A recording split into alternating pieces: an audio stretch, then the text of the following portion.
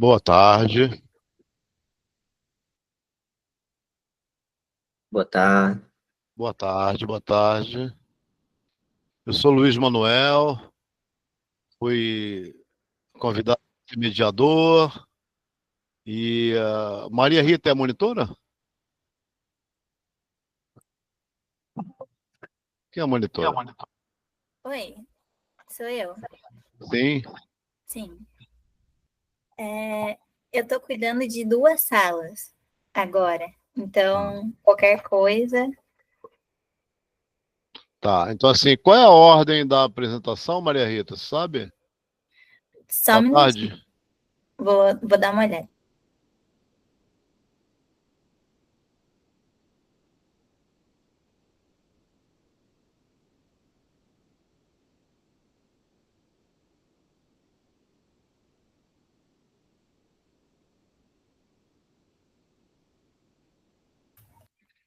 Então, aqui tá que começa pelo Gustavo, com inteligência artificial e educação, desafios docentes para uma educação tecnológica crítica reflexiva. Tá aí, depois você podia colocar aqui no chat aqui a sequência, Ok, como nós fizemos ontem? tá bom. Vou anotar aqui.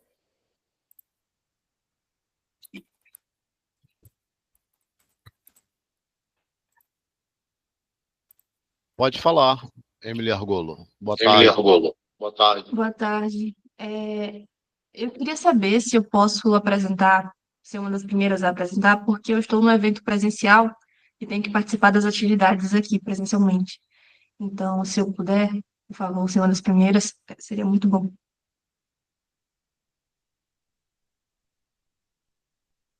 Eu estou esperando aqui a ordem da apresentação, ela caiu. Eu acho que não tem nenhum problema, né? Você pode se apresentar, pode ser a primeira apresentando. Pode ser a primeira apresentando. Certo, obrigada. Então vamos assim, então vamos, quem está presente na sala, vamos começar com a Emily Argolo. Emily Argolo, você tem 20 minutos para apresentar seu trabalho, né? Já que você não pode ficar até o final, né? Nós temos 10 minutos para debate. Ontem nós deixamos os debates para o final, né? Todos apresentaram, mas se você tiver que sair, né, você pode, então, usar esses 10 minutos para poder fazer uma conversa, né, com o grupo, tá bom? Vamos começar assim, então. Fiquem à vontade. Fiquem à vontade. Estão ouvindo? Dá para ouvir? Dá para ouvir? Sim, certo. Eu vou Sim. apresentar um slide que eu fiz, tá? Para facilitar. Aqui. Bom, o meu trabalho, que eu submeti aqui no Profil, trata da minha dissertação e Coloquei no chat para produto de desenvolvimento você dele. a ordem da apresentação. Pelos nomes daí.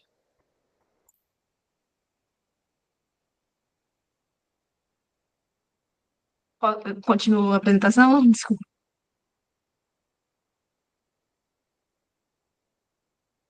Sim, né? Tá bom. Sim, a minha pesquisa desenvolvida no Profilo, que desencadeia na minha dissertação e no produto, sendo que minha dissertação possui por título Ensino de Filosofia da Ciência para Jovens na Era Digital, o Instagram como ferramenta de ensino-aprendizagem, e é orientada pelo professor Rafael dos Reis Ferreira, no núcleo da UFRB. Enfim, bom, a minha dissertação, minha pesquisa em geral, ela se baseia em 3 justificativas distintas, basicamente, que se relacionam. Primeiro, com relação à revolução digital e a transmissão de conhecimento dentro desse contexto, os desafios que surgem para a educação, basicamente, principalmente, considerando as características das pessoas que nasceram posteriormente à revolução digital, que são próprias da era digital, e que têm suas próprias características e habilidades relacionadas a esse contexto. E como essas características, habilidades, podem gerar desafios para o processo de ensino-aprendizagem. Enfim, que está posto a distinção cultural, por exemplo, de linguagem, as diferenças entre os jovens e adolescentes e os professores de gerações anteriores, por exemplo. E nem sempre isso é um problema, mas é um dos problemas visíveis dentro da educação, e principalmente para o ensino de filosofia. Enfim, não que seja algo insuperável, mas que cria um certo desafio na comunicação e no processo de ensino-aprendizagem. Além da autonomia que esses estudantes possuem para ter acesso a certas informações por conta própria, dado essas quantidades de informações disponibilizadas na internet que são próprias desse contexto digital também. Então, o professor se torna tanto, enfim, ele passa a ser um mediador, de certa forma, de alguns conhecimentos. Além disso, tem a filosofia da ciência especificamente, eu não sei se está cortando a minha imagem aqui, eu não sei se está me ouvindo, mas eu acho que sim. O ensino de filosofia da ciência de modo mais específico, porque a filosofia, ela é muito ampla, tem diversas linhas enfim, diversas sub-áreas de pesquisa diferentes, próprias da filosofia, mas porque a filosofia da ciência em específico, por ser uma das áreas da filosofia possíveis de serem trabalhadas na educação básica, inclusive na Bahia, que é onde eu sou professora, e onde eu desenvolvo minha pesquisa, certo? A gente tem a DCRB, que é o Documento Curricular Referencial da Bahia, e a filosofia da ciência é uma das áreas da filosofia que são previstas nesse documento para serem ensinadas na educação básica, mais especificamente no segundo ano do ensino médio. E, além disso, apesar de ser prevista, tem outros também, obviamente, outros temas e questões de filosofia que são possíveis de serem trabalhados na educação básica e que estão previstos também pela DCRB, mas a filosofia da ciência em específico, ela talvez seja mais possível e mais prática para se trabalhar aqui a partir da minha pesquisa, porque é a parte da filosofia que a gente consegue relacionar com áreas de conhecimento práticas. A filosofia em si, ela não é prática, ela não precisa ser, e ela é relevante independente disso. Mas essa capacidade de abstração, ela ainda está sendo desenvolvida durante essa fase essa etapa da educação escolar, né, durante a juventude, durante a adolescência. E talvez existe essa dificuldade com compreender a relevância da filosofia justamente por essa dificuldade de abstração. Então, a filosofia da ciência, podendo fazer essa relação direta com conhecimentos práticos, consiga atrair mais facilmente, captar essa atenção desses estudantes para a filosofia e ver como ela impacta a construção de conhecimento. Enfim, além disso, tem o potencial das redes sociais para o ensino de filosofia da ciência, porque considerando essa revolução digital, as características desses jovens desse contexto, as habilidades deles, enfim, os desafios que surgem, a gente tem algumas tecnologias, algumas ferramentas possíveis e que transmitem conhecimento de alguma forma, elas estão lá servem para isso também, elas disponibilizam informações e são de fácil acesso, então a maior parte das pessoas utilizam redes sociais de modo geral, principalmente os jovens e adolescentes. Então, aí existe um espaço que pode ser utilizado também para facilitar o processo de ensino-aprendizagem. Não para substituir a educação escolar, obviamente, e nem todo o processo de dedicação necessário para se aprender filosofia, mas como uma forma de alcançar um gancho para chamar a atenção para a filosofia de modo geral. Bom, o problema de pesquisa, basicamente, se lê da seguinte forma: como as tecnologias digitais da informação e da comunicação podem ser utilizadas para a adaptação do ensino de temas e questões em filosofia da ciência para as gerações de jovens da era digital, a partir do uso do Instagram com esta finalidade. Enfim, nesse problema eu considero duas questões em específico, que eu trato a partir dos dois principais autores que eu utilizo. Eu utilizo vários outros, porque é necessário, não é um tema muito antigo, ele é contemporâneo, é uma questão contemporânea, então, para fundamentar melhor, eu tive que partir de diversos autores diferentes e trabalhos diferentes para falar sobre isso. Mas os dois principais, que é o Pierre Levy e o Mark Prince, que apresentam algumas questões relevantes para esse meu problema. O Pierre, ele vai falar sobre como a revolução digital ela permanece se reinventando. As tecnologias, elas não surgiram, as tecnologias digitais, mais especificamente, elas não surgiram e pararam por aí. Elas continuam sendo desenvolvidas, elas continuam, enfim, surgindo novas possibilidades, novas ferramentas que vão criando novas habilidades e novos desafios. E, enfim, mesmo pessoas de uma mesma geração, por exemplo, vão ter relações diferentes com essas tecnologias por conta de como elas foram expostas a elas e dessas que surgem dentro do seu contexto específico. E o Prensky, mais especificamente, ele vai falar sobre a associação entre legado e futuro. Porque, como eu falei, isso serve como um gancho, como uma possibilidade de atrair, mas não necessariamente substitui toda a dedicação necessária para o processo de ensino-aprendizagem em filosofia. Então, é necessário unir, basicamente, o legado, ou seja, todo o conhecimento desenvolvido até esse momento, toda essa, enfim, essa metodologia de estudo necessária, basicamente, com o futuro, ou seja, com os conhecimentos que surgem a partir da revolução digital, com as tecnologias que surgem e com as possibilidades desse contexto em específico, ou seja, unir legado e futuro. Não ficar preso ao legado e não abandoná-lo pelo futuro, basicamente. E essas são duas coisas importantes para esse meu problema, a serem considerados, basicamente. Quanto ao objetivo, a metodologia e a minha hipótese, enfim, né, que surge a partir do meu problema, o objetivo, mais especificamente, se lê da seguinte forma: objetivo geral, investigar como as tecnologias digitais da informação e da comunicação podem ser utilizadas para a adaptação do ensino de temas e questões em filosofia da ciência para as gerações de jovens da era digital, por meio da criação e publicação de materiais didáticos em uma página no Instagram. E a metodologia para o desenvolvimento da pesquisa se trata de uma metodologia, enfim, de uma pesquisa qualitativa e bibliográfica, mais especificamente, porque eu vou partir da análise das diversas investigações criadas por diversos pesquisadores sobre as gerações posteriores à Revolução Digital, sobre essas tecnologias digitais, sobre o uso de tecnologias digitais na educação, além de textos filosóficos e alguns documentos próprios da educação, que são necessários. E a minha hipótese, considerando o meu problema de pesquisa, é de que o Instagram possui potencial pedagógico, podendo alcançar os estudantes da era digital a se adaptar à abordagem de temas e questões em filosofia da ciência, considerando esse contexto e as características das pessoas nele. 2 segundos.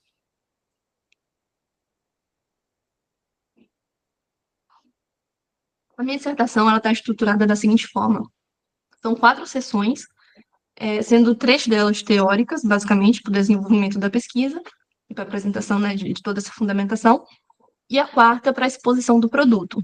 Tudo isso está em desenvolvimento, mas, assim, eu já qualifiquei, inclusive, então minhas 2 primeiras sessões já estão construídas, só estão em fase de correção. A 3ª e última sessão, que eu vou falar a respeito também, ainda vai ser desenvolvida, começarei a fazê-la agora. E a 4ª, que é a disposição do produto, vai ser para a exposição do produto, que já está em desenvolvimento também. Eu já estou produzindo, basicamente. A primeira sessão da dissertação vai tratar sobre as características das pessoas da era digital e de como essas características afetam a educação escolar.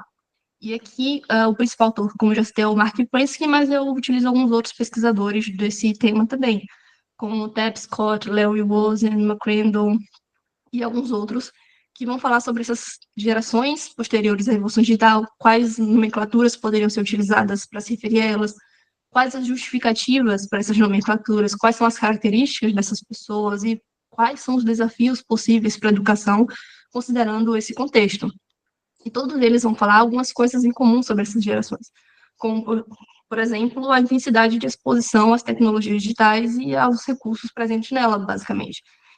Como as pessoas posteriores a essa revolução digital, elas são muito mais imersas nesse contexto. Mesmo as pessoas anteriores à revolução digital tendo se adaptado e utilizem essas tecnologias, a forma como elas foram imersas nesse contexto é diferente, e isso cria características diferentes, basicamente. E aí, alguns deles, principalmente o Prensky, vai falar sobre como essas diferenças são justificadas a partir de 2 caminhos possíveis. Pode ser justificado a partir de 2 caminhos. O primeiro deles é a alteração, enfim, neurobiológica, partindo de algumas outras análises feitas por outros cientistas, em comparação com essa questão das tecnologias, como, por exemplo, o estudo realizado por alguns cientistas, eu apresento isso na minha dissertação, com relação ao cérebro de músicos, que é diferente pela exposição intensa à música, basicamente. E aí, com tecnologia, não seria diferente. Essa exposição intensa, ela cria ligações, enfim, neurobiológicas, basicamente, diferentes, alterando a estrutura do cérebro e o modo como ele lida, né, com questões diferentes, as habilidades que surgem a partir daí. Enfim, é de conhecimento comum, imagino eu, basicamente, sobre como nós temos uma neuroplasticidade, basicamente, e que ela é mais ela existe de uma intensidade um pouco maior quando você é criança, basicamente, mas ela não deixa de existir ao longo da vida. Então, o seu cérebro vai se adaptando às situações e, enfim, às questões a qual você se expõe, basicamente, e dependendo da intensidade, isso vai criando as sinapses diferentes. E aí tem essa explicação mais fisicalista, mas além dessa explicação mais fisicalista, eles apresentam uma outra, que não necessariamente dependa de uma explicação neurobiológica, que seria mais a partir de uma observação externa, basicamente a partir da cultura. Enfim, essas diferenças culturais, elas são perceptíveis, basicamente, elas estão postas, é visível a diferença entre as gerações, as suas preferências, as habilidades diferentes, principalmente no ambiente escolar. Dá para perceber essa diferença também. Então, além dessa explicação fisicalista, também tem uma explicação independente dela, que seria a partir dessa análise cultural, basicamente, e das relações sociais, enfim, nesse contexto das diferenças geracionais. O Prensky, mais especificamente, ele vai, como eu falei, cada um deles traz um conceito diferente, tem alguns mais conhecidos e populares, como geração Z, por exemplo, ou algo assim, ou millennial, enfim. Mas, além disso, tem alguns outros conceitos que eles trazem, justificam, e o Prensky, ele vai falar sobre nativos digitais e imigrantes digitais. Existe uma crítica ao conceito de nativos digitais do Prensky, que se baseia basicamente no ponto de que não é possível, não faz sentido você dizer, não tem como você justificar, por exemplo, que uma pessoa ela seja diferente por nascer em determinada época e em um determinado contexto. E, de fato, essa crítica seria justa, porém, não é porque não é o que o Prensky propõe. Ele não diz que você é diferente justamente por ser de uma geração diferente. O ponto aqui, a diferença, ela consiste na intensidade de exposição a coisas específicas da sua geração. Nesse caso, a intensidade de exposição às tecnologias digitais.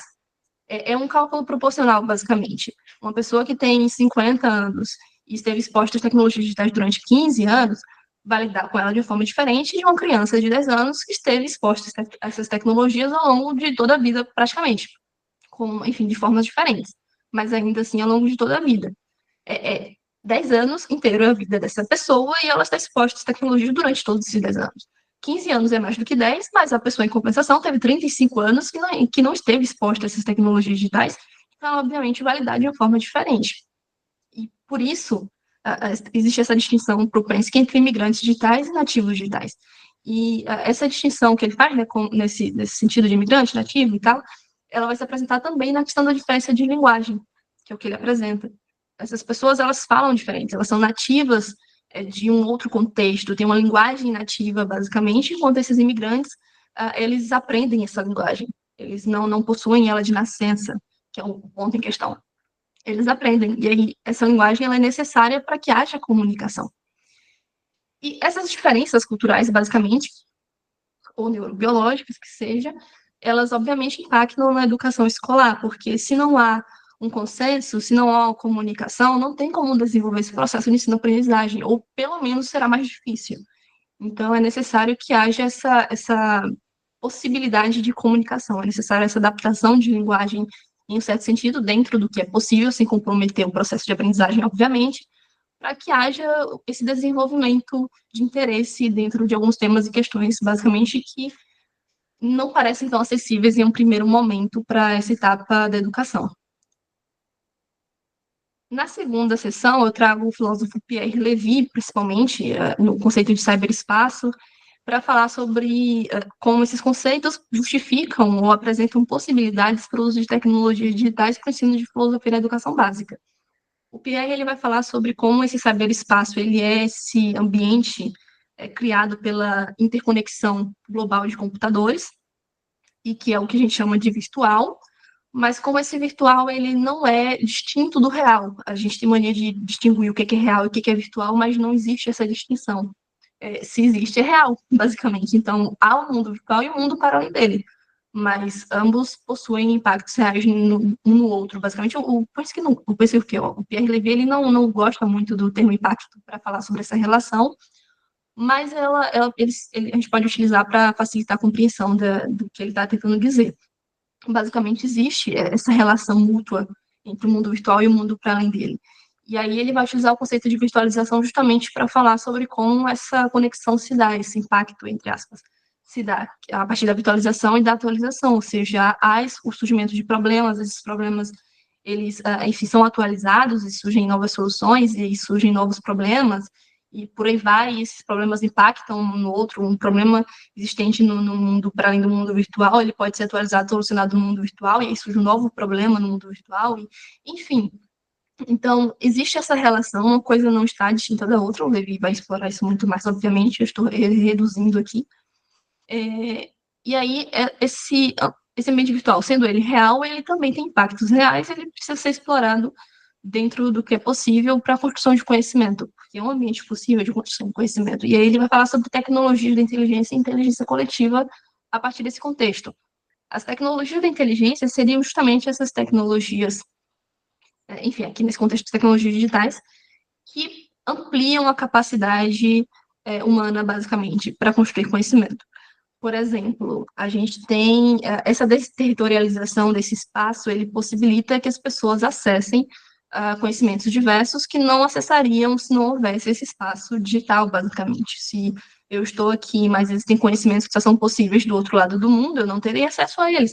Mas nesse ambiente virtual, a gente tem acesso a conhecimentos que não seriam possíveis de outra forma. E esse acesso rápido enfim, a diversos conhecimentos, ele facilita a construção de novos conhecimentos e esse debate entre uma coisa e outra. E, enfim, então essas tecnologias, elas ampliam a capacidade humana, a capacidade de cognição, a capacidade de memória. Tudo bem que, por outro lado, a gente pode falar que atrofia certas habilidades, o que é justo, mas, em compensação, ela cria outras novas habilidades e possibilita novos caminhos para a construção de conhecimento, basicamente. E aí surge a inteligência coletiva, justamente por conta dessa democratização do acesso ao conhecimento, é possível que as pessoas criem conhecimento de uma forma colaborativa e dentro desse espaço. O Levi, inclusive, é um dos criadores de um software, né? Enfim, ele sugeriu um software chamado Árvore de Conhecimento, onde as pessoas diversas poderiam acessá-lo e colocar lá seu conhecimento específico, que vai desde de conhecimentos mais acadêmicos, por exemplo, a questões culturais mesmo, e aí as pessoas poderiam acessá-lo e contribuir, e, enfim, eles seriam subdivididos, obviamente, de alguma forma, mas não hierarquizados, e estariam todos acessíveis, basicamente. Então, é mais ou menos nesse sentido. Existem essas tecnologias da inteligência que ampliam a capacidade humana em certo sentido, e existe a inteligência coletiva, que seria essa construção coletiva de conhecimento, basicamente, que amplia também a capacidade humana em geral de produzir conhecimento e de tornar conhecimento acessível. E, considerando esses conceitos que o Levi apresenta, que eu vejo um caminho possível, basicamente, para o uso dessas tecnologias digitais para o ensino de filosofia, tanto no sentido de democratizar o conhecimento, quanto no sentido de utilizar esse espaço real, basicamente, para atrair as pessoas que estão envolvidas nele, basicamente, que estão tão familiarizadas com esse espaço e utilizam para absolutamente tudo, praticamente. Enfim, perdão absoluto e o praticamente não condizem, mas é isso. A terceira sessão, que é a que eu vou desenvolver agora, basicamente, vai apresentar o que seria possível de ser trabalhado em filosofia da ciência para esses jovens nativos digitais, esses jovens estudantes. Então, vou apresentar, enfim, né, os desafios e possibilidades para o ensino de filosofia da ciência dentro desse contexto, com essas tecnologias, e quais são os temas e questões possíveis, qual a linguagem possível para tudo isso. Então, vou trazer alguns temas. A DCRB em si, ela já apresenta alguns temas e questões dentro de filosofia da ciência, como a definição de ciência, dedução, indução, e associa teorias do conhecimento, por exemplo, ao que seria filosofia da ciência, obviamente de forma distinta, mas com um impacto uma coisa na outra. Obviamente, o problema do conhecimento, mesmo nos modernos, impactam de alguma forma o que a gente entende por ciência e a validação dela, enfim. Então, traz esses temas e eu vou utilizá-los, apresentá-los e ampliá-los, trazer outras questões também, justamente porque, como o ponto da minha pesquisa é criar esse gancho entre a filosofia e a produção de conhecimento prático e a relação de uma coisa com a outra, existem questões próprias da história da ciência e a sua relação com a filosofia que precisam ser abordadas. No desenvolvimento da minha pesquisa, inclusive, eu já trago para o meu dia a dia em sala de aula, eu vou falar sobre isso no produto, inclusive, E justamente por desenvolver essa pesquisa, eu trouxe esses temas e questões em minhas aulas, mais especificamente com as minhas turmas, e eu trouxe justamente algumas características da história da ciência que mostram a relevância da filosofia ainda hoje, como ela não está superada ao longo da história da ciência, mas até agora. Por exemplo, desde a crise do período moderno, da Revolução Copernicana, por exemplo, e de todo o problema do conhecimento gerado a partir dali, até as crises da ciência no século XIX, século XX, com as novas teorias que acabam com o mecanicismo.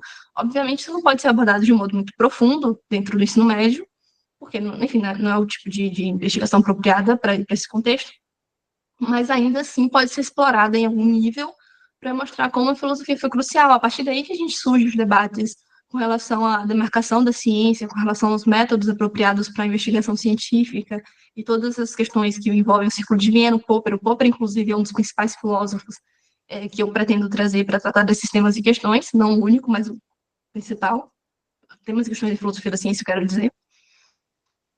Então, eu vou, resumindo, nessa sessão que eu vou explorar agora, que eu vou produzir agora, eu pretendo trazer esses temas e questões, com qual linguagem eles podem ser abordados e de que forma eles podem ser utilizados dentro do produto que eu desenvolvo, dentro da minha proposta, basicamente.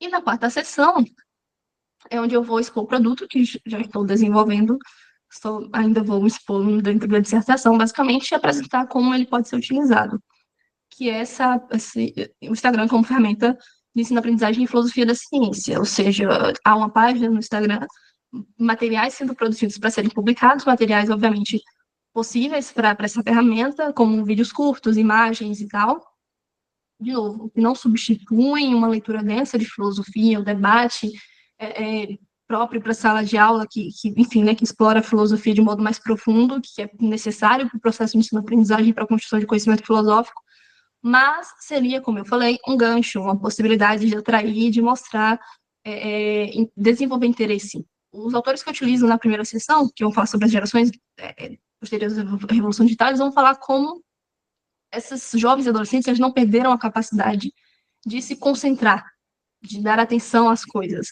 O que eles fazem de diferente, basicamente, é apenas se concentrar naquilo que parece interessante, no que atrai, basicamente. Não é raro para esses jovens passar horas e mais horas jogando, por exemplo, nas redes sociais. Então, se concentrar e dedicar atenção a uma coisa é possível.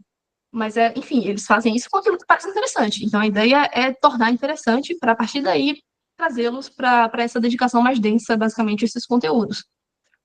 Então, enfim, eu produzo materiais, estou produzindo, eu publico, já publiquei alguns, produzi com meus alunos, inclusive, mas essa produção com meus alunos é algo mais específico da minha pesquisa, não necessariamente é uma sugestão para os outros professores. Obviamente pode ser feito, mas não é necessário para a aplicação do meu produto.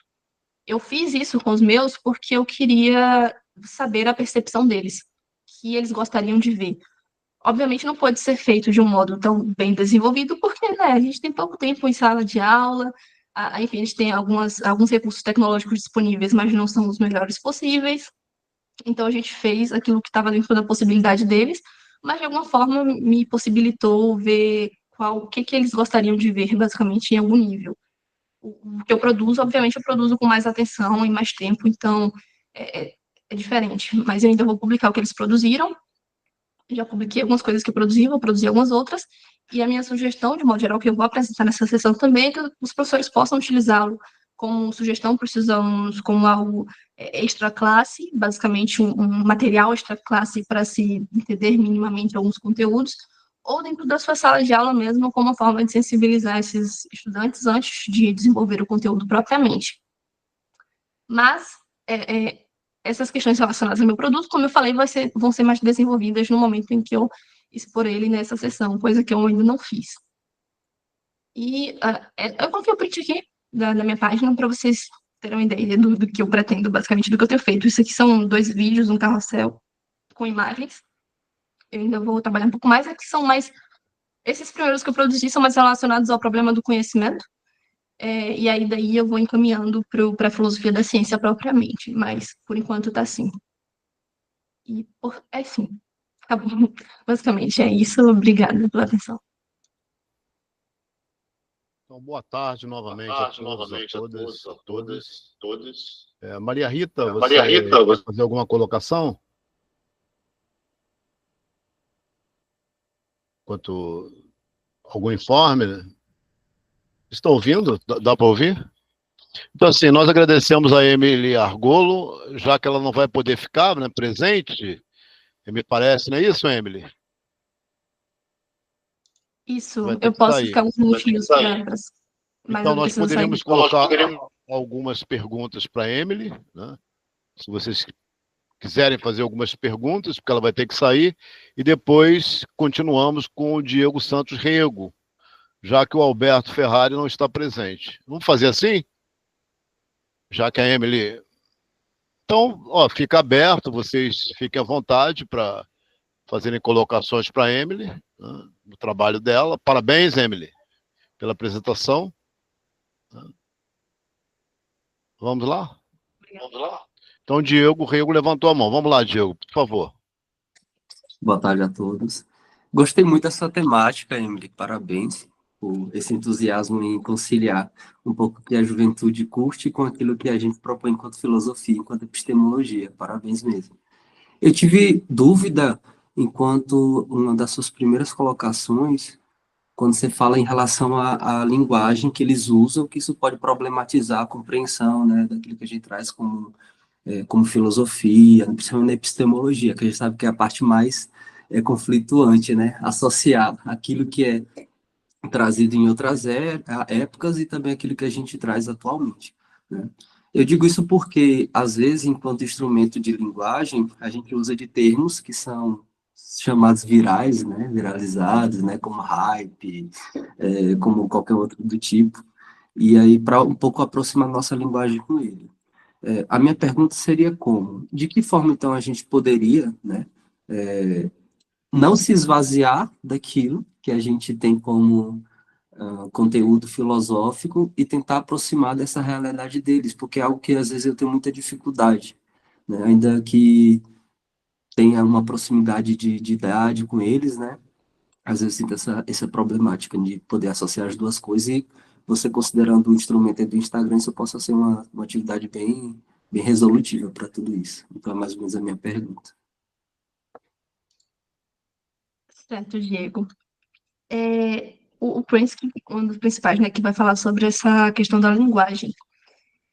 E esse é o ponto. Não é possível adaptar literalmente tudo, como uma espécie de tradução. Mesmo nos idiomas literalmente falando, nem tudo é possível de ser traduzido ao pé da letra. Então, a gente se perde muito em algumas coisas. Então, existem coisas que a gente vai conseguir trazê-los, mesmo que perdendo um pouco da essência, por exemplo, alguns conceitos filosóficos, que a gente vai acabar perdendo um pouco da essência e não tem muito o que fazer a respeito, mas, em algum sentido, nós vamos conseguir abordá-los com esses adolescentes. E também existem alguns que precisam ser trabalhados sem que se perca essa essência, e que não vai ser possível ser traduzido, vai precisar ser trabalhado da mesma forma. Uma possibilidade seria fazer esse gancho, que é o que eu proponho com o meu produto, inclusive. Como eu falei, a ideia não é substituir a dedicação mais densa, ao estudo de certos temas e questões, mas atrair inicialmente. Esses autores que eu utilizo, que estudam essas gerações, eles vão falar isso, que eu falei em algum momento também, sobre como eles não perderam essa capacidade de dedicar atenção, eles só dedicam para aquilo que interessa. Então, chamar a atenção deles dentro da sua linguagem, mesmo que perca um pouco a essência, para depois de desenvolver esse interesse, trabalhar o conceito sem uma adaptação para que não perca a essência, seria um dos caminhos possíveis. Primeiro a gente chama a atenção deles, depois de chamar a atenção, a gente consegue trabalhar de um modo um pouquinho mais denso, talvez. Então, esse é um caminho possível. Outra coisa que eu falei, basicamente, agora, é que não tem saída às vezes. Às vezes a gente vai perder um pouco da essência, a gente está no ensino médio, a gente precisa trabalhar alguns conteúdos, não necessariamente de modo tão profundo quanto a gente faz na universidade, por exemplo. Então, é isso, basicamente. Eu queria fazer uma observação. Eu estou aqui no Cariri, na Universidade Federal do Cariri. Então, desde 2006. Então, nós começamos um trabalho a partir do zero. Você faz um concurso para a universidade e aí você não tem universidade. Você tem que ocupar um espaço que foi cedido pela prefeitura, pelo Estado. Perdão, professor. Está dando interferência no áudio. Eu acho que tem alguém que está com o áudio ligado. Tem que desligar, para não poder dar retorno, né? É isso. Então, assim, na universidade, nós começamos a trabalhar em conjunto com outros cursos, né, introdução à filosofia. E aí tem uma professora, ela até encantou há pouco tempo, a Joselina da Silva, que ela falou para mim, você tem que estudar Cheikh Anta Diop. Falei, quem? Cheikh Anta Diop é um pensador senegalês, né, africano, e que trabalha nações negras e cultura, e ele é físico, né? Então ele tem um livro, Civilização e Barbárie. Então ele diz assim, olha, o advento da microfísica contribuiu muito para a crise da razão, né? Então, assim, e tem umas professoras da Associação de Pesquisadores, né, de Cultura Negra, da PCN, e que eles mostram assim, por que a questão do corpo negro na física, né, que é tão importante, Diop não aparece nos estudos de física, de ciência, de filosofia da ciência, dado que uma vez a ciência, quando nós falamos, eu entendo o que a Emily está falando, nós entendemos filosofia da ciência, mas a ciência ela está em crise, existe uma crise da ciência, né? A física newtoniana e as físicas das partículas subatômicas, né? Então, nós temos que atentar para esse detalhe desde o ensino médio. Por exemplo, o Diego vai falar de Simondon. Simondon é um autor que sabe que os antigos tinham dois tipos de contato com o movimento, ou o estável e o instável, né? Eles não conheciam a meta-estabilidade, né? Então, assim, é importante atentar para o ensino médio que a ciência está em crise, né? O Feyerabend, o próprio Feyerabend, se você perguntar, ele pergunta assim, se você perguntar para um haitiano porque ele faz voodoo e um cientista porque ele faz ciência, as respostas serão as mesmas. Eles ficarão num impasse, né? Então, assim, é importante frisar esse aspecto que a ciência ela encontra-se em crise e a razão também, né? Então, assim, nós estamos no século XXI e às vezes nós estamos ensinando filosofia e ciência como se estivesse no XIX, né? No XVIII ainda, né? Então, esses detalhes, né? Que eu sei que a Emily ela está atenta e o Diego também, todos nós. Somente isso, só uma observação, não é uma pergunta. Pode falar, Emily. É isso, eu concordo plenamente, professor. Eu conheço o Cheikh Anta Diop, inclusive. Eu trabalho com ele em algumas outras temáticas na filosofia, com os meus alunos. Mas com relação à crise da ciência, sim, perfeitamente. E eu gosto muito de explorar essa questão das crises da ciência, principalmente essa que o senhor falou entre, né, a física de partículas, a física newtoniana, e como elas se chocam e tal, justamente para trazer essa questão de como a filosofia é relevante. Porque a ciência, ela não está posta e acaba, ela permanece se reinventando. Surgem coisas que não eram previstas, por exemplo, que trazem novos dilemas para a ciência, e aí a filosofia ela acaba sendo necessária justamente para refletir esses dilemas que surgem para a ciência, esses problemas que surgem para a ciência e levá-la a um novo caminho, basicamente. Inclusive, além dessa questão da importância da filosofia para debater os problemas científicos, a própria ciência em si, ela traz algumas pressuposições filosóficas, basicamente, que precisam ser consideradas no desenvolvimento da ciência. Eu não vou me lembrar agora, eu peço perdão, mas eu já trouxe algumas citações específicas de alguns cientistas, principalmente cobrindo com o Prensky que eu estava citando, mas o Planck em específico, o Einstein também, enfim, o Bohr, eles vão falar sobre esse impacto de alguns conceitos filosóficos que são importantes para o desenvolvimento da ciência, sobre como físicos precisam ser metafísicos em algum sentido para desenvolver ciência também, enfim, isso é importante de se trazer dentro do que é possível, novamente, para a educação básica do que é possível ser compreendido, para mostrar a relevância da ciência para a construção de conhecimento, mesmo para a construção de conhecimento científico. É isso. Sim, ótimo. O Diop, inclusive, ele tem nesse livro um conceito de disponibilidade lógica. Ele disse que o real, né, os experimentos, né, ele fala do experimento EPR, de Einstein, Alan Specht, a questão da localidade, completude, realidade. É um texto muito rico, né? E o Diop tem um outro livro chamado um outro texto chamado Filosofia, Ciência e Religião, né?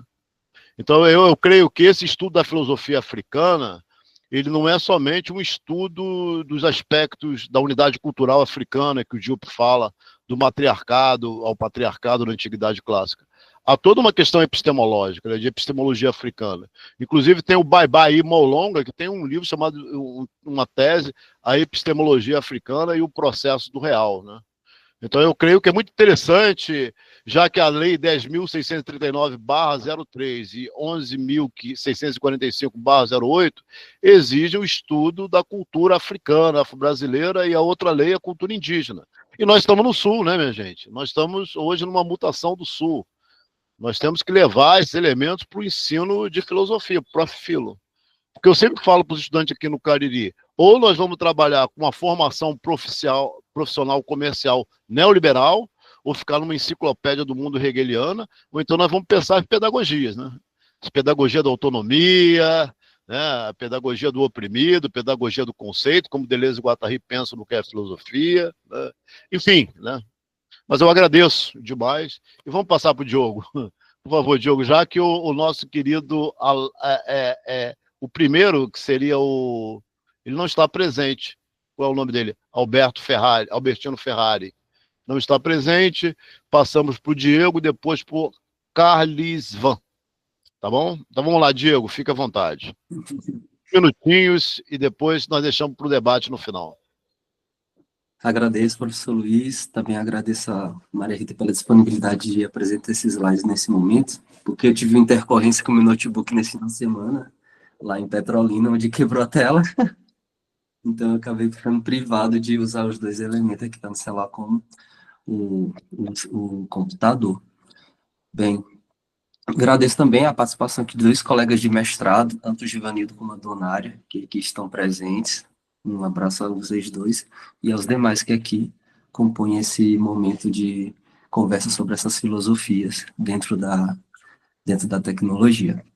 Bem.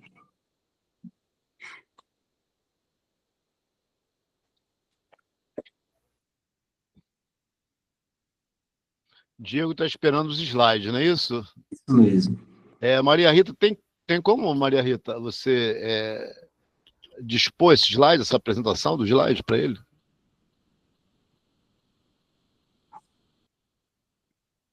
Agradeço, Maria, muito obrigado mesmo. Tudo de boa? Pronto, perfeito. Deixa eu fazer uma reorientação aqui do layout da tela para facilitar a leitura.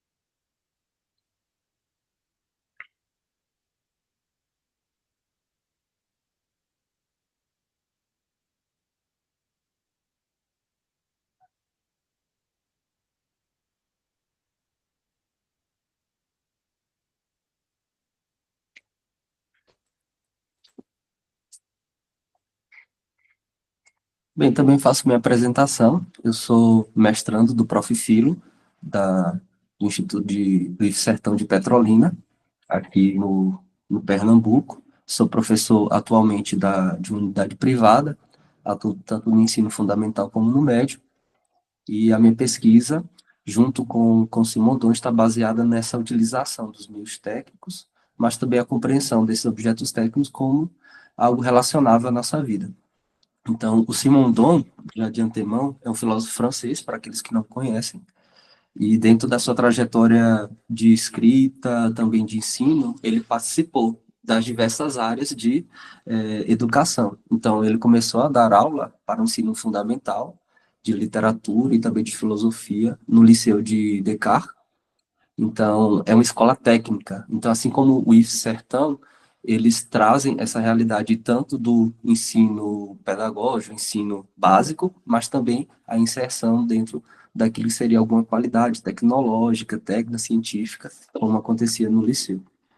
E depois disso, ele acaba, então, se tornando professor da Sorbonne, no departamento de psicologia, e aí, nessa história toda, ele também faz abre a sua tese, né, de doutoramento, sobre a individuação dos objetos técnicos, que é a que se torna o principal livro dele para entender essa compreensão e essa relação dos objetos técnicos com aquilo que a gente compreende como a vida humana.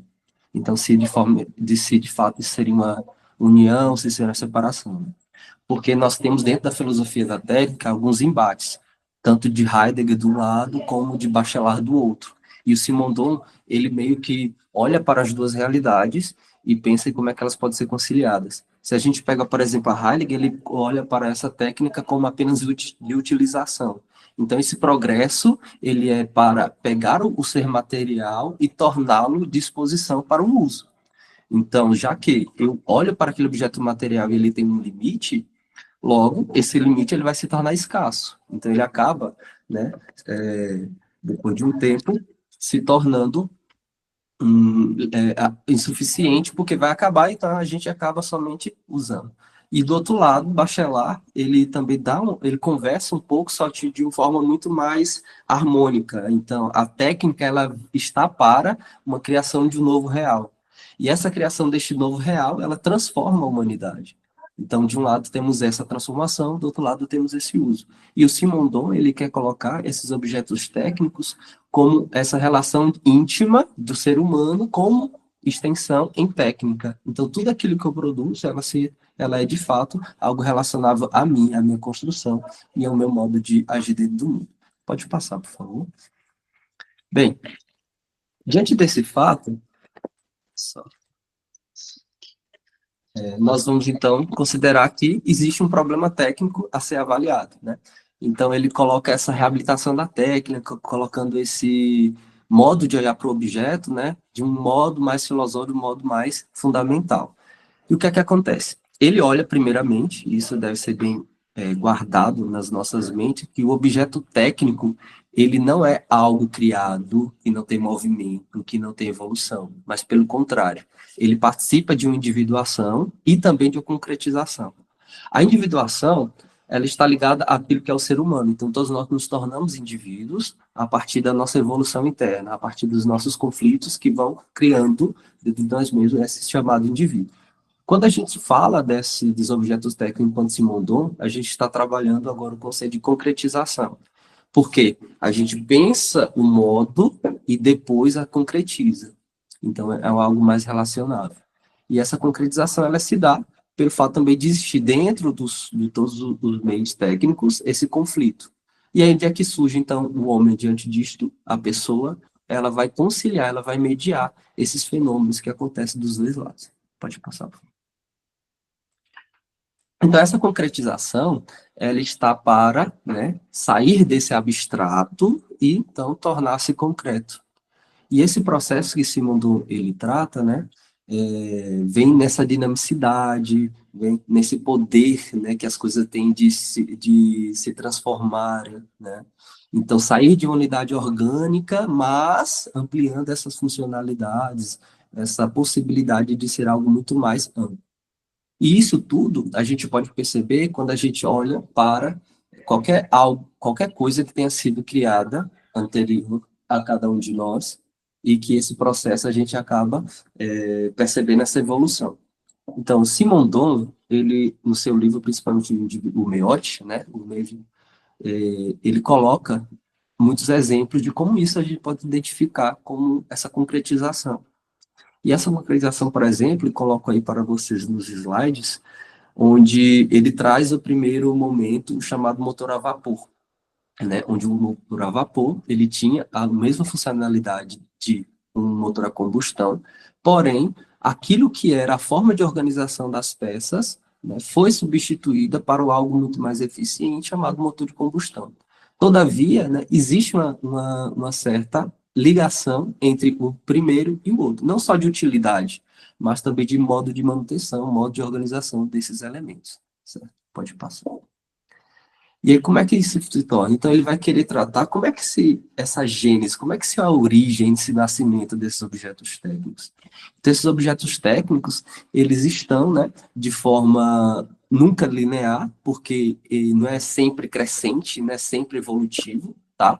E muito menos, quando a gente pensa na realidade técnica, ela nunca tem fim específico. ela tem resoluções, certo? E essas resoluções, elas servem para um modo pontual naquele fato, naquele momento, naquele período histórico, certo? Então, ainda que possa se pensar uma idealização daquilo que eu proponho para aquele evento, para aquela técnica, ela não é encerrada, certo? Ela é um dado pontual. E não somente isso, junto com os conflitos que hoje nós temos diante da robotização, diante da inteligência artificial, por mais que elas sejam um desenvolvimento dessa técnica, elas não visam uma construção de uma marca chamada perfeita. Pelo contrário, ela sempre será um aperfeiçoamento daquilo que é necessário naquele tal período, certo? Então, por isso que o Simondon, ele nunca considera essa chamada concretização e esse fenômeno da técnica como algo aberto, melhor, fechado e não contínuo. Pelo contrário, todas as máquinas elas são abertas e precisam estar em estado constante de evolução. Por isso que, por exemplo, hoje a gente poderia ver enquanto algo bem destacado nesse processo de evolução, algo que seja aberto, seria o sistema operacional, né, que a gente usa, o Windows, o iOS e também de forma muito especial Linux, e este, sim, seria considerado um objeto aberto, uma máquina aberta e de continuidade, porque nós podemos alterar a sua interface, a gente pode alterar o seu modo de organizar, a gente pode alterar tudo isso, certo? E ele vai tratando isso, né, chamadas famílias técnicas, onde muitas técnicas elas têm sua similaridade com outros, certo? E esse processo ele vai sendo adaptado, vai sendo concluído. E também essa continuidade delas não se tornarem algo desligado do seu modo anterior. Então, assim como nós, enquanto pessoas, em nossa construção da identidade, a gente passa por esse processo de evolução, mas não se perde a sua gênese, também os objetos técnicos eles fazem essa continuidade, eles trazem essa organização e a sua continuidade daquilo que era anteriormente, certo? Então, a gente pode perceber, quando a gente pensa o meio de transporte, né, o exemplo que temos colocado aí nos slides, onde o modo do homem se transportar, ele começa, né, numa realidade muito mais, vamos trazer essa palavra, mais simplificada, e ela vai sendo amplificada a depender de onde, quando e como. Então, se nós temos o carro de boi, que ele utilizava a tração animal, o sistema de rodas de forma muito simples, o carro ele vem para ampliar aquele fato que é trazer mobilidade dentro do espaço terreno. Só que quando a gente vai para outros ambientes, e por isso que a concretização está muito relacionada a como o homem percebe o meio, o avião ele usa-se também de transporte, né? Ele é também um automóvel, um meio de transporte, mas ele desafia aquilo que seria o objeto, né? O espaço chamado ar. Então, nessa organização toda, ainda que não se perca o que é ser transporte, ele está em outro espaço, então logo ele tem uma adaptação diferenciada. E no seguinte slide, nós temos também esse modo de observar como é que seria a identidade do homem dentro dessa realidade de ser condutor e mediador. Por que eu trago isso? Dentro do meu projeto de mestrado, eu estou trabalhando com os alunos do IFE, da cidade de Euclides da Cunha, aqui na Bahia, sobre o Twinery, né? O Twinery é uma ferramenta que é para a construção de narrativas, né? E essas narrativas, elas vão como se fosse trazendo um jogo de RPG. Então, à medida que você vai escolhendo aquilo que como você age naquela escolha, então vai abrindo outras possibilidades. Então, ela vai trabalhar muito bem aquilo que é a aplicação dos dados éticos, políticos, as nossas decisões, mas também um pouco da nossa criatividade. E essa criatividade ela vai sendo modelada a partir daquilo que a gente vai construindo como narrativa. E por isso que essas narrativas interativas, elas vão querer trazer essa inovação de como é que a gente pode associar aquilo que a gente aprendeu com o meio técnico, que seria o Twine, que está no computador, e aquilo que seria a aula de filosofia, trazendo um pouco dessa gamificação, certo? Então, nós, enquanto pessoas que adornamos o mundo com os meios técnicos, e esses meios técnicos, eles são aí participantes diretos da nossa evolução, nós podemos perceber que essa mediação ela é feita de forma muito intencional. Então, quando a gente perde essa intencionalidade, a gente perde esse entendimento dessa origem, a gente, então, torna-se alienado. E o alienado, para Simondon, pegando um pouco mais de longe a realidade marxista, é você se tornar desalinhado, você se tornar afastado, né, daquilo que seria o ponto inicial. Então, o compreender a máquina, perdão, é necessário para poder, então, compreender o nosso modo de atuação no mundo. Então, essa é a relação. Então, compreender aquilo que eu uso e compreender aquilo que eu faço. Elas estão intimamente ligadas. Pode passar. E tudo isso, a gente pode compreender que essa relação dos objetos técnicos, elas estão bem trabalhadas nesses dois artigos e os 2 livros de Simondon. Eu não trouxe em específico os capítulos, né, porque, de algum modo, Simondon, ele tem uma linguagem muito, como podemos sugerir, ampliadora. Então, o que ele comenta em um determinado parágrafo, ele vai sendo ampliado nos demais, tá certo?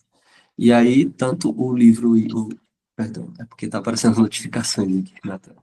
Então, tanto o Cabral como o Falabrecht, eles trazem um pouco dessa relação dos objetos técnicos e como é que fica, né, esse trabalho de relação deles com a concreticidade, tá bom? E, no mais, agradeço a todos por este momento, no último slide, e agradeço a todos e a cada um. Nós que agradecemos ao Diego pela belíssima apresentação. Nós estamos com um problema técnico aqui do nosso querido Carlos Van. Não é isso, Carlos Van? Que seria o próximo. Ele está com um problema técnico. Então, vamos transferir para amanhã. Ou hoje à noite, se ele quiser. Se não der, ele apresenta amanhã. Tá certo, Maria Rita? Eu já mandei aqui um e-mail para o coordenador, uma notícia, tá? Então ele vai apresentar hoje, se ele puder, à noite. Eu estou coordenando. Tá bom, Vinícius? Vinícius também está na mesa. E aí vamos passar para o Flávio Vasconcelos de Oliveira, ensinar filosofia no ensino médio, com auxílio de inteligência artificial, desafios e potencialidade de uma renovação metodológica. Aí, ao final, fazemos um debate, tá bom? Vamos fazer assim. O Flávio, por favor, Flávio. Boa tarde, pessoal. Boa tarde, seja bem-vindo. Obrigado, professor. Satisfação participar desse momento com vocês, certo? Achei bem interessante o trabalho do Diego como da colega.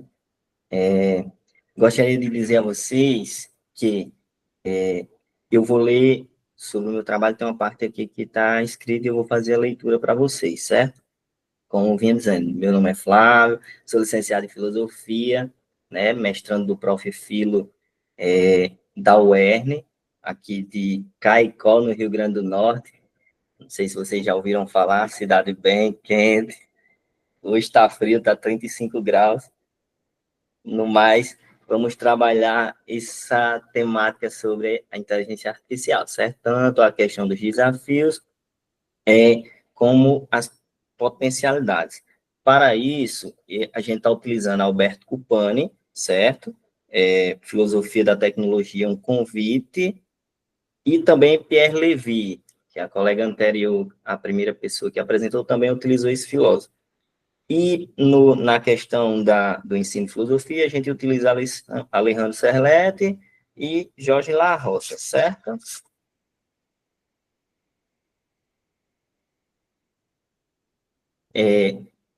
Quero dizer também que o que me motivou a escrever esse artigo, eu já tenho licenciatura em filosofia há 10 anos, só que eu comecei a atuar faz 1 ano e meio só. Eu trabalhava em outra área e trabalho agora em escola privada. Nisso, eu nas minhas aulas, numa turma de segunda série do ensino médio, eu fui fazer um trabalho, pedi para o pessoal elaborar um material baseado em literatura de cordel. Acredito que vocês já ouviram falar também, certo? Passei toda a questão de estrutura, como funciona, as métricas, enfim. Quando a perspectiva, a temática filosófica, quando eu fui quando eu recebi o material desses alunos, foi uma tristeza, porque eu vi que o pessoal utilizou completamente a inteligência artificial para fazer esses trabalhos. Aí eu digo, meu Deus, como é que a gente precisa agir, de certa maneira, para tentar melhorar isso, para a gente pegar e utilizar a inteligência artificial ao nosso favor, não apenas fugir dessa ferramenta, não blindar, não dizer assim, peraí, pessoal, ninguém pode utilizar. Não, a gente precisa utilizar, e só que tem que usar isso ao nosso favor. Então, fui entender esses pensamentos desses dois filósofos, lembrando que eles não têm obras específicas nessa temática. Eu fiz uma leitura e tentei relacionar com esse tema que eu estou trabalhando, certo? Deixa eu só ver se eu consigo colocar aqui o slide, um segundo.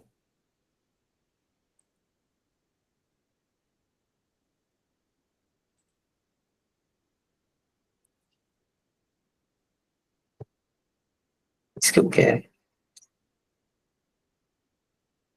Vamos lá, vai. Sem slide mesmo, não tem problema não.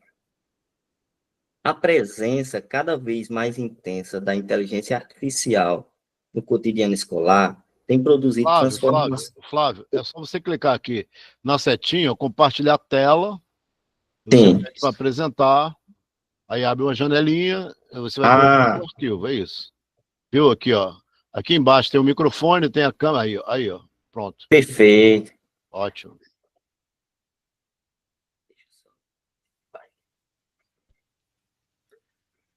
Então, pronto, o meu trabalho está nessas duas perspectivas aí. Reflexão em perspectiva sobre o ensino de filosofia, inteligência artificial e aulas de filosofia, e a formação do professor de filosofia na atualidade.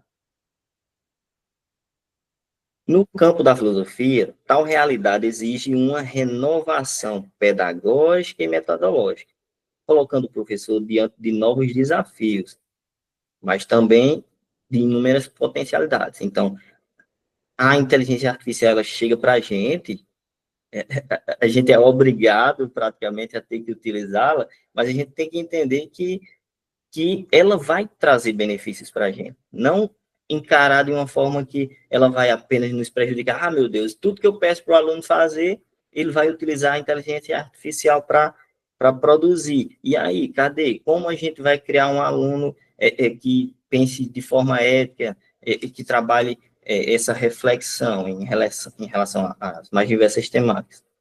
Então, aqui buscamos apresentar uma reflexão sobre o papel docente de filosofia como mediador crítico, ético e criativo no processo de integração das tecnologias, em especial da inteligência artificial.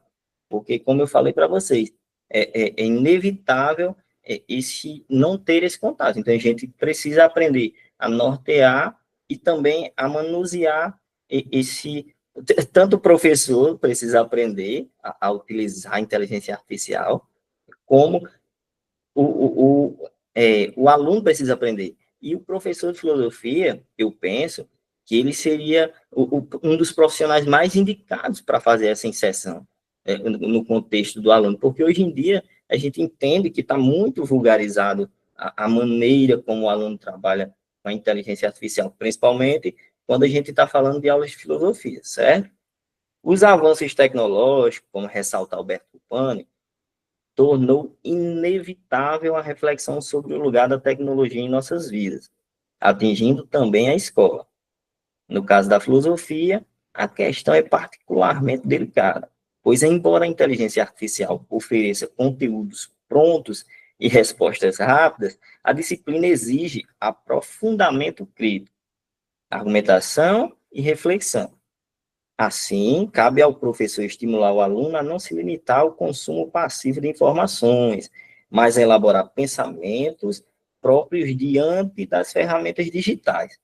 Já Pierre Levy contribui ao lembrar que vivemos em uma cybercultura, conceito esse que eu entendo bem interessante em nossa realidade, em que o conhecimento se organiza em rede e o docente precisa se inserir criticamente nesse ambiente, transformando-o em espaço de diálogo filosófico. O professor de filosofia precisa compreender essas dinâmicas para poder se posicionar pedagogicamente. O desenvolvimento de estratégias para estimular a atenção, pensamento articulado e a capacidade de síntese dos alunos. A utilização da inteligência artificial nas aulas de filosofia pode contribuir nesse processo, desde que usada de forma criativa e contextualizada, e com um treinamento prévio desenvolvido tanto com o professor quanto com os alunos. Ou seja, não é do nada que a gente diz que o professor precisa. É uma realidade que a gente está vivendo, que a gente está passando, e a gente precisa se aperfeiçoar para que a gente consiga colocar o aluno, para que a gente consiga, na realidade, trazer o aluno para o que a gente está tentando passar para eles. Porque a filosofia, pelo menos aqui na minha região, e nas minhas aulas, eu percebo que ela está ficando distante. A gente chega em sala de aula, a gente percebe o aluno, meu Deus, aula de filosofia. Mas, logicamente, que acontece também nas outras disciplinas. Mas filosofia, uma aula por semana, né? Se a gente for ficar naquela maneira de ensino tradicional, eu acredito que, logicamente, a probabilidade de a gente distanciar o aluno é bem maior. E penso que é possível a gente ensinar a filosofia saindo do tradicional e se inserindo nessa realidade da inteligência artificial. Ensinar filosofia, a gente já parte para a ideia do ensino de filosofia, que eu me baseio em Serlep, Tomazetti e La Roça também, não significa transmitir conteúdos fechados, mas provocar o filosofar, incentivar o questionamento e a dúvida. O professor, portanto, assume a tarefa de criar condições para que o aluno possa pensar por si, utilizando a inteligência artificial como apoio e não como substituto da experiência filosófica. Então, o aluno ele vai utilizar a inteligência artificial como ferramenta. Ela vai apoiar, ela vai a partir do uso dessa inteligência artificial, eles vão poder experienciar a filosofia. Logicamente, a gente entende que a legislação que proíbe o celular, né, em sala de aula, de certa forma, dificulta, prejudica esse processo. Porém, a gente precisa encontrar alternativas para que, de alguma forma, essa inteligência ela possa ser inserida nas aulas de filosofia, esse contato, esse processo de capacitação. Essa experiência com Fórmula Roça não se limita a resultados imediatos, mas envolve a abertura ao imprevisível e ao desconhecido, aspectos fundamentais para o exercício filosófico. Então, como La Roça diz, aquela experiência que ocorre em determinada aula de filosofia, por exemplo, que o aluno passou, digamos que tenha 30 alunos na sala de aula, um aluno foi tocado e viveu esse processo de experiência. Então, é muito relativo isso. Portanto, é fundamental a gente estar aberto para essas novas realidades, né? Nesse sentido, a inserção das tecnologias deve ser feita de modo ético e responsável. E justamente, quando a gente fala de que tem que ter um treinamento, justamente para o professor ter essa capacidade de conseguir inserir de maneira ética e responsável. E o aluno também fazer uso de maneira ética e responsável, certo?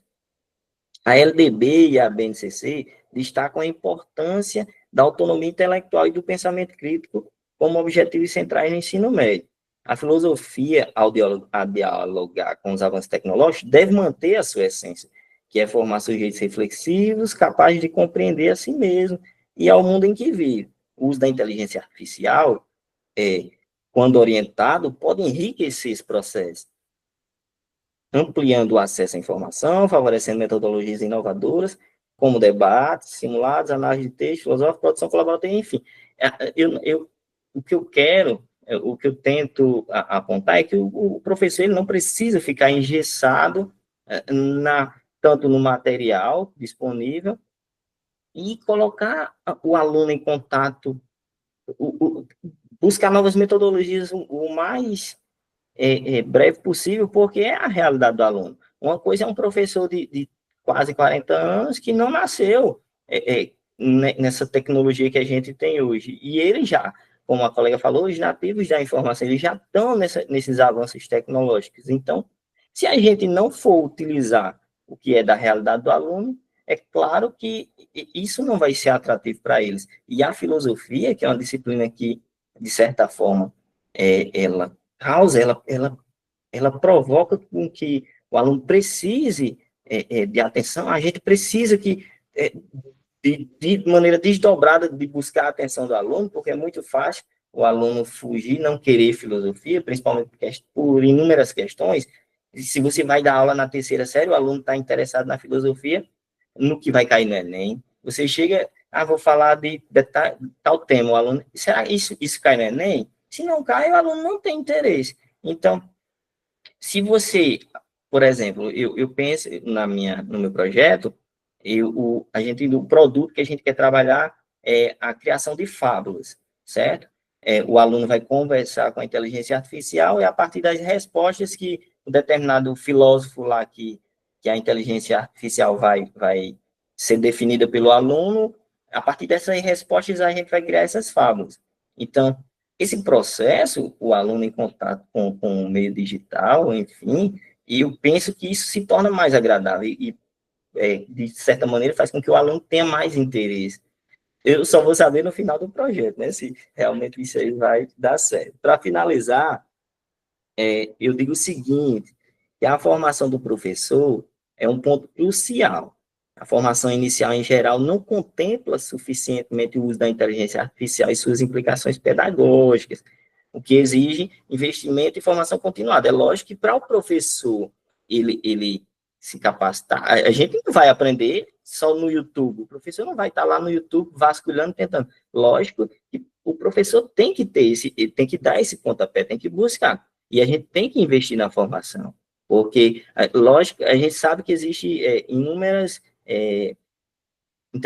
sei lá, campos que a gente precisa pagar para utilizar a inteligência artificial, mas se você buscar, se você pesquisar, você vai encontrar questões acessíveis que possibilitem essa formação, certo? As perspectivas são promissoras, a inteligência artificial pode personalizar o ensino, estimular a colaboração e ampliar a experiência filosófica. Contudo, somente terá efeito positivo se inserido de maneira crítica, orientada e intencional. Como eu já falei lá no início, a gente não está falando de uma inserção à força. É uma inserção que a gente precisa ter cuidado e também se preparar para isso. Não é que porque está inserido na nossa realidade que você vai tentar, hoje eu vou trabalhar com chat GPT sem você ter um treinamento específico para tal. Em conclusão, o uso da inteligência artificial nas aulas de filosofia deve ser entendido como oportunidade e não como ameaça. Eu sei que muitos colegas entendem como ameaça, mas eu penso que a gente tem que entender como esse movimento todo como oportunidade, certo? O professor é a figura central desse processo, responsável por integrar a tecnologia ao ensino de modo significativo, garantindo que ela não substitua a experiência filosófica, mas que ela potencialize essa experiência, certo? Eu utilizei no artigo essas referências aí. Roberto Cupani, Pierre, Serlete, Bondi, LDB, enfim. É isso, pessoal.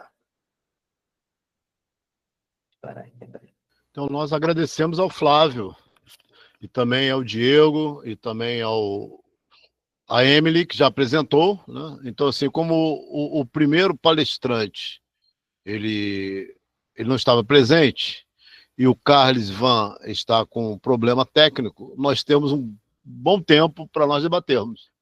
Então, fiquem à vontade para vocês abrirem as discussões. Os próximos palestrantes, né, serão à noite, agora o Carlos Van. Não sei se o Vinícius quer falar alguma coisa, a Maria Rita também.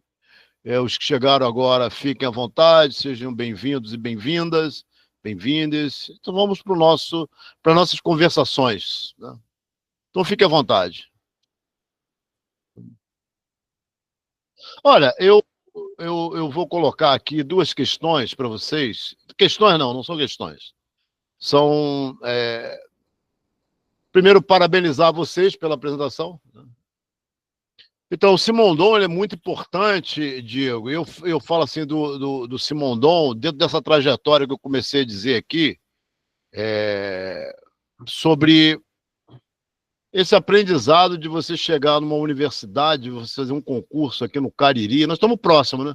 Você está em Petrolina e o Flávio está no Caicó, né?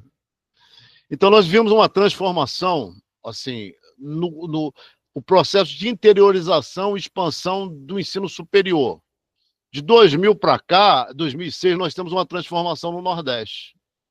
E algo que me chamou muita atenção foram as tecnologias hídricas sociais, que são as cisternas de placas, que depois se tornaram um projeto, 1 milhão de cisternas. E você sabe que quem criou aquela cisterna de placa foi o Manuel Apolônio de Carvalho, o NEL. Ele não sabia escrever nem ler, ele aprendeu sozinho. Depois ele aprendeu física e matemática, ele foi trabalhar em São Paulo, na construção civil, aí ele viu como se fazia piscina, ele ficou encantado com aquilo. Aí veio uma ideia, olha só, veio uma ideia, um problema, veio uma ideia dele fazer uma cisterna de placa e ele atualizou, concretizou, digamos assim, que você está falando. Cônica, com fórmulas cônicas e cilíndricas. Ele viu muita gente morrer de sede, de fome. Ele morava ali no sertão entre Jeremoabo e Simão Dias, entre Sergipe e Bahia. E aí você vê como é que o objeto técnico, né, ele é importante.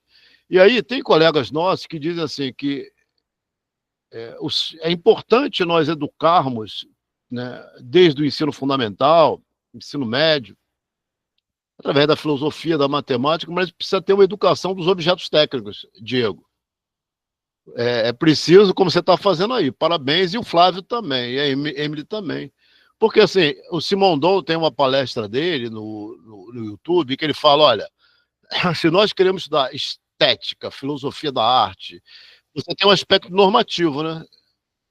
Que é o aspecto normativo da arte, que você vai estudar. A tecnologia é esse aspecto normativo, mas você tem a técnica, as várias técnicas, como da máquina a vapor, do motor a combustão, 4 cilindros, 6 cilindros, enfim. E você tem, digamos, os objetos técnicos abertos. Tem o objeto técnico fechado e o objeto técnico aberto. Você pode comprar um objeto, alguma coisa importada, aquilo não tem mais conserto, é obsoleto. Mas tem outros objetos que eles são abertos. Você pode fazer uma introdução de uma peça nova ali, né?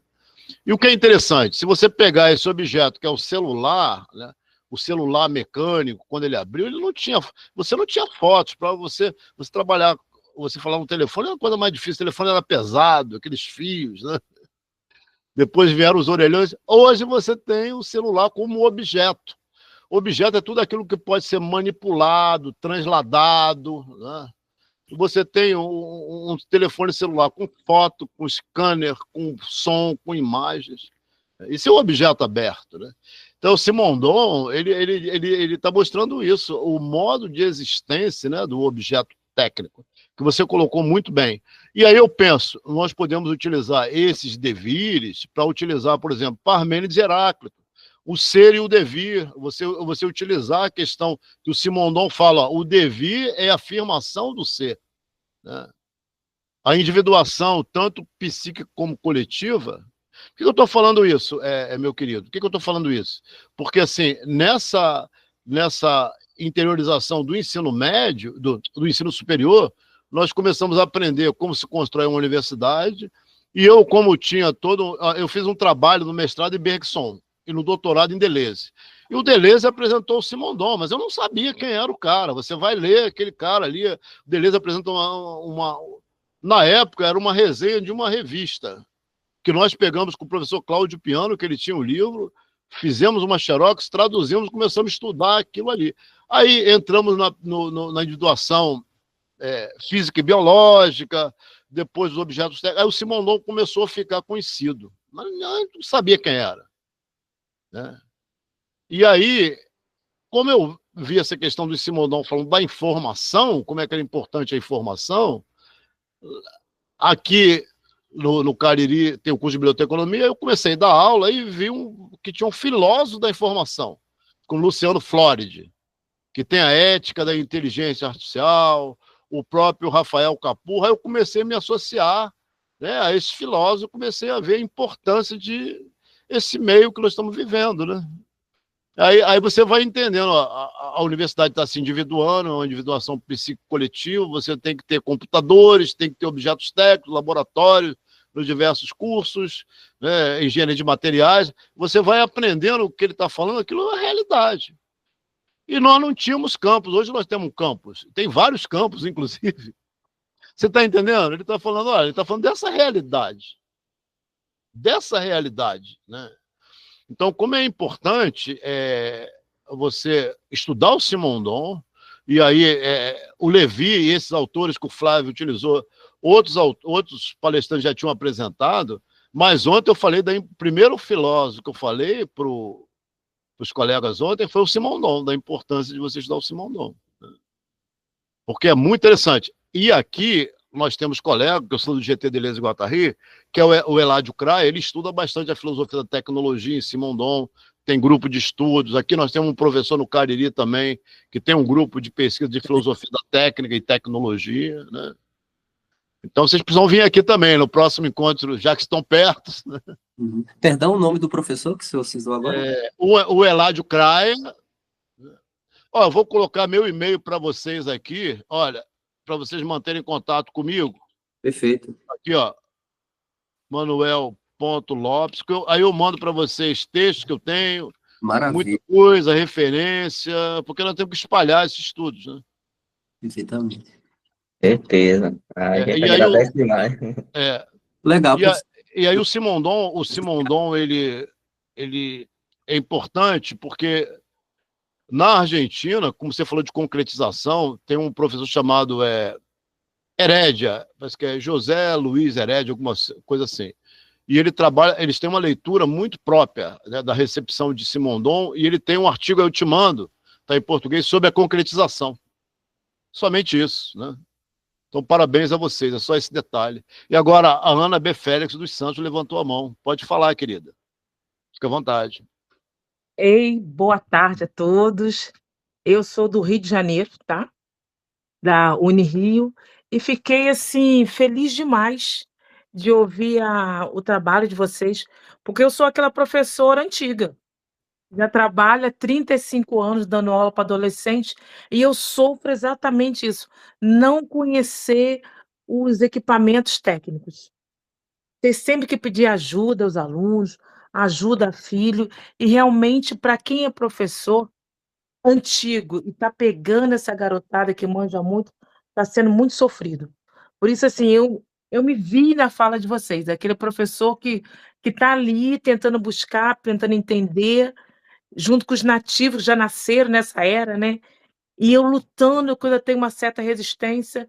Então, queria dizer assim, compartilhar assim, da minha dor verdadeira enquanto professor, dar o parabéns para vocês, gente. Adorei. Eu estou assim, agradecida por ter presenciado essa fala dos dois. Obrigado. Muito bom. Obrigada, gente. Eu fico à vontade. O Luiz Fernando Paz, ele chegou querendo ver a Emily, mas ela foi a primeira que ela teve que apresentar. Fique à vontade, o professor Carlos Vance, se tiver, Juliana da Silva, Ana B. Félix, pode continuar falando, Givanildo, Sueli Aparecida dos Santos. Fiquem tranquilos, é um momento único, né? Então, vamos participar, minha gente. Luiz Fernando, quer fazer alguma colocação? Ele chegou no final, mas pode fazer uma colocação. Professor, eu estou bem tranquilo, eu não tenho nenhuma colocação para fazer, eu acompanhei somente o final das apresentações, a apresentação do Diego Rego, muito bom, parabéns. Tudo bem, então vamos deixar com o Flávio, Vasconcelos e Diego para eles conversarem entre si. Vamos lá. Primeira questão em relação ao Flávio, você falou que é da UERN de Caicó, correto? Isso. Então você, por acaso, conhece Antônio Júlio, professor? Conheço pouco, mas conheço. Ele é meu orientador do mestrado. Que massa. E, inclusive, foi o professor Júlio que me apresentou as atividades de Simondon diante da minha possibilidade de pesquisa, né? Sim. O Simondon, ele surge por causa do professor Júlio, que é daí da UERN, na época do Prof. Phil. E aí ele já me colocou assim na parede, olha, você vai ter dificuldade em ler Simondon, você vai ter poucos trabalhos de forma muito clara sobre o que ele aplica, o que ele desenvolve, mas é uma leitura que vai trazer embasamento muito forte para aquilo que você defender. Inclusive, o Twiner é uma das pesquisas que ele tem realizado, até já publicou alguns artigos de como a gente poderia trabalhar essas histórias interativas, né? E aí, quando eu fui agora a Natal, por conta do concurso de FRN, eu o conheci, né? Então, foi uma troca de aprendizado muito, muito, muito boa. É bem interessante essa temática que a gente trabalha. Quando a gente vai falar de tecnologia, né, e filosofia, hoje em dia é complicado a gente conseguir autor que trabalhe especificamente essa temática, é muito difícil. Mas, assim, se a gente for esmiuçar, entra numa conversa dessa, pega, né, existe pessoas que podem estar sempre dando suporte a gente. E na medida que, pronto, eu nem conhecia o Pierre Levy também. Mas aí, quando você vai ver que o Luciano Floyd, que o professor falou também, eles são figuras que trabalham esse tema há bastante tempo. E hoje, a gente está precisando utilizá-los, né? Vai lá, pega... São florzinha. A cachorra aqui nos meus pés. A gente vai precisando utilizar e tem que recorrer. Porém, existe muita gente boa que já está trabalhando. Mas é uma pesquisa que a gente tem que refinar e tentar conseguir pegar o melhor de cada um. E, digamos, esses encontros, o encontro desse nacional de uma gigantesca, tem um valor gigante para a gente, né? Porque a gente consegue pegar, querendo ou não, sempre você vai conseguir colher algo que seja importante para a sua pesquisa, porque a gente sempre direciona para a gente, né? Eu estou lá no olhar, estou escutando várias pessoas, mas eu sempre estou direcionando aquele conhecimento mais específico na minha pesquisa. E nesse sentido, alguém levantou a mão aí. E o professor Luiz, ele colocou tanto o retorno ao Parmênides como ao Heráclito, então algo que eu poderia, assim, digamos, olhar, né, trazer essa relação dos dois, porque faz todo sentido. Principalmente, a única certeza que temos é a mudança, né? Com licença, eu queria interromper o debate, podemos continuar com ele. Eu só gostaria de comunicar para o professor Carlis que ele foi remanejado, ele pode aparecer na sessão da noite. Eu vou então enviar aqui o link para ele utilizar durante a noite, tudo certo? Obrigado. Só frisando. Vinícius, agradecido, meu querido.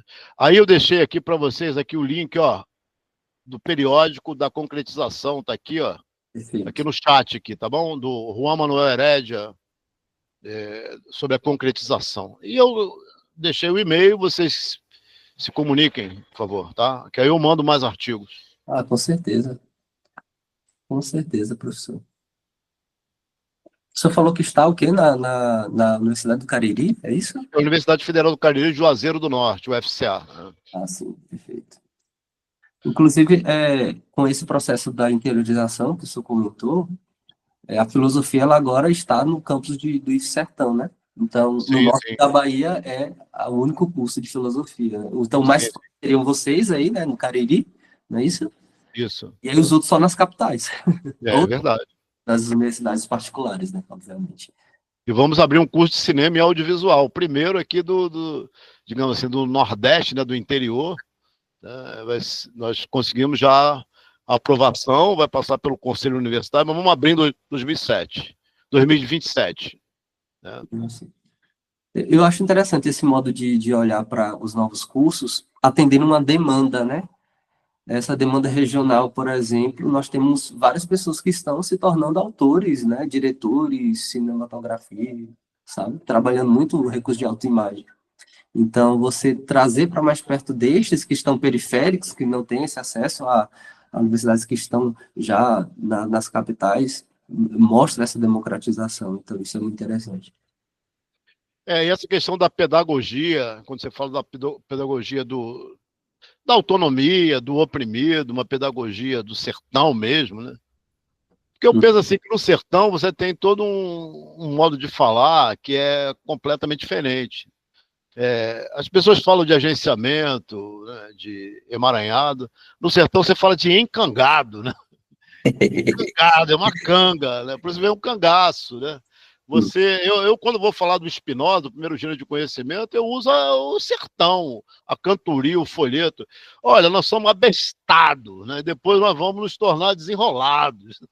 Então nós vivemos entre o abestado e o desenrolado, né? Você pode falar o real é virtual, atual. Não, a nossa condição é de abestalhamento, nós somos abestados. E depois nós entramos num conhecimento e nos tornamos desenrolados. Mas não perdemos também o abestado que nós somos. Tem uma disciplina que a gente está pagando aqui no mestrado da UERN, que ela é oferecida para toda a rede, sobre literatura de cordel, com o professor Marcos von Zumen. Sim. Conhece, professor? Sim, conheço. Pronto. Então, o interessante é que quando a gente está destrinchando os cordéis, aí tem aluno lá de Santa Catarina, de todo canto, né? O pessoal fica a dificuldade gigantesca em entender essas palavras que a gente utiliza, né? Encangado. O que é encangado, pelo amor de Deus, né? É o problema que a Emily trouxe, né? Só que ela trouxe no âmbito do Instagram, né? No ambiente da internet, né? Do cyberespaço, né? Então, o nosso núcleo, né? O nosso centro aqui, ele traz esses termos que vão ser difíceis de ser compreendidos, mas a gente, de algum modo, quando vai tentar traduzir, né? Aproximar em outra palavra, vai perder sua essência, né? Obviamente. Eu gosto muito de um termo que eu aprendi no Ceará, é quando a gente está enjoado, que é fastio. Acho que esse é, assim, incrível, sabe? Porque você está, de algum modo, cansado, mas também cheio, então é uma mistura muito bacana.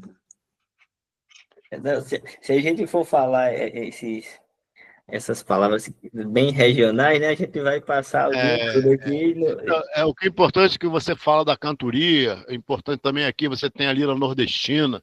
Isso foi um grande ganho que nós tivemos quando nós começamos aqui, porque o prédio que nós estávamos, da engenharia de produção da URCA, a Universidade Regional do Cariri, você tinha a lira nordestina, tanto a tipografia como a xilogravura. Então nós aprendemos muito, tanto é que o nosso logo, né, da filosofia é uma moeda grega que nós levamos para um xilógrafo, amigo nosso, né, o José Cícero, né, e ele fez em xilogravura para a gente, né? Então é bacana a cantoria, a xilogravura, essas tecnologias que não se perdem, né?